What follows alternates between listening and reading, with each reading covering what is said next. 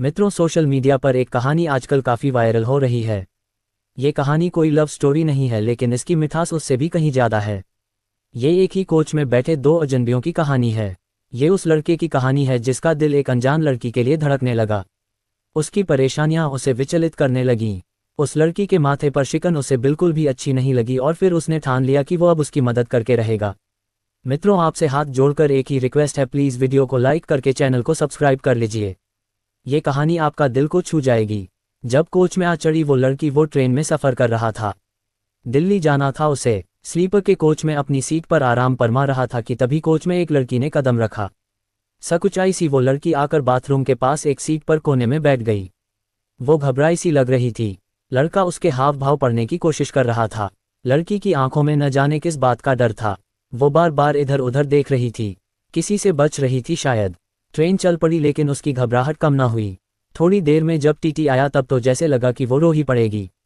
TT ने उससे पूछा कि वो कहाँ तक जाएगी और उसके पास टिकट है या नहीं। उसने कहा कि उसे दिल्ली तक जाना है, लेकिन टिकट जनरल का है।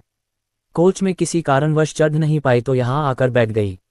टीटी ने उससे पेनल्टी मांगी, मगर उसके पास पैसे न थे। उसने टीटी को बोला कि उसके पास केवल 100 रुपये हैं, इसलिए वो अगले स्टेशन पर ही जनरल में चढ़ जाएगी। उसने टीटी को बताया कि इमरजेंसी आने के कारण वो ऐसे ही घर से निकल आई है। लड़की परेशान, लड़का बेचैन, उसकी मासूम आंखों से आंसू बहे जा रहे थे। टीटी ने उसे 100 रुपये की पेनल्टी पर ही स्लीपर में यात्रा करने दी। लड़की ने उसका शुक्रिया अदा किया और चुपचाप अपनी सीट पर बैठ गई। उसके चेहरे पर अभी तक घबराहट थी। लड़के को देखकर बिल्कुल भी अच्छा नहीं लग रहा था। उसने सोचा कि शायद बेचारी पर बिल्कुल भी पैसे नहीं बचे हैं। तभी लड़की ने किसी को फ़ोन मिलाया और कहा कि दिल्ली स्टेशन पर किसी तरह पैसे भिजवा दे, वरना उसे घर पहुंचने में देरी हो जाएगी। लड़के के मन में उथल पुथल हो रही थी। क्यों एक अनजान शख्स की परेशानी उसे इतना परेशान कर रही थी।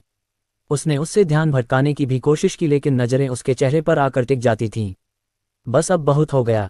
अब लड़के ने ठान ली कि उसकी मदद करके रहेगा। लड़के ने एक पेपर उठाया और 500 रुपयों के साथ चिट्ठी लिखी। उसने दोनों एक चाय वाले तो दिया और कहा कि उस लड़की को दे आए।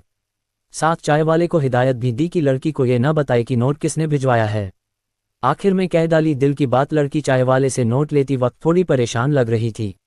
शायद सोच रही होगी कि इतनी रात को कौन यूं परेशान कर रहा है। उसने चिट्ठी खोली जिस पर लिखा था, तुम्हें काफ़ी देर से परेशान देख रहा हूँ।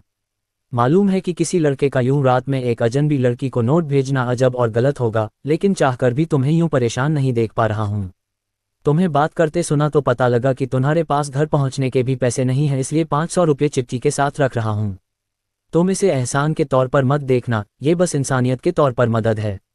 नीचे अपना पता भी लिखा है, जब लौटाना चाहो लौटा सकती हो। सच बताऊं तो नहीं चाहता कि तुम पैसे लौटाओ। लड़की ने फौरन इधर उधर देखा, पर उसे कुछ समझ ही नहीं आया। लड़का भी फट से मुंह पर चादर डालकर लेट गया। लड़की के चेहरे पर मुस्कान थी, राहत की मुस्कान। रात बीत गई। सुबह जब लड़का उठा तो उसकी नज़रों ने सबसे पहले लड़की को खोजा, लेकिन वो जा चुकी थी। हाँ, जिस सीट पर वो बैठी थी वहाँ एक कागज़ की पर्ची पड़ी थी। लड़का फौरन उठा और पर्ची को पढ़ने लगा। पर्ची में लड़की ने लिखा था, शुक्रिया, आपका ये एहसान जिंदगी भर नहीं भूल सकती। आज मेरी जिंदगी का सबसे दुखद दिन है। मेरी माँ ने इस दुनिया को अलविदा कह दिया और इसी कारण मैं जल्दबाजी में निकल आई। आपकी मदद के कारण मैं अपनी माँ को देख पाऊंगी। शुक्रिया, आपके पैसे जल्द ही लौटाने की कोशिश करूंगी। लड़के के चेहरे पर मुस्कान आ गई। अब वो बस इसी इंतजार में दिन काटने लगा। रोजाना पोस्टमैन से पूछता कि कोई खत आया है क्या, और न में जवाब सुनकर निराश भी होता। ये इंतजार लंबा ही होता जा रहा था। फिर एक दिन उसे एक खत मिला जिसमें लिखा था, आपके दिए पैसे लौटाने हैं, लेकिन चिट्ठी के साथ नहीं। आपसे मिलना है। मिलने का पता लिख रही हूँ। तुम्हारी अजनबी हमसफ़र।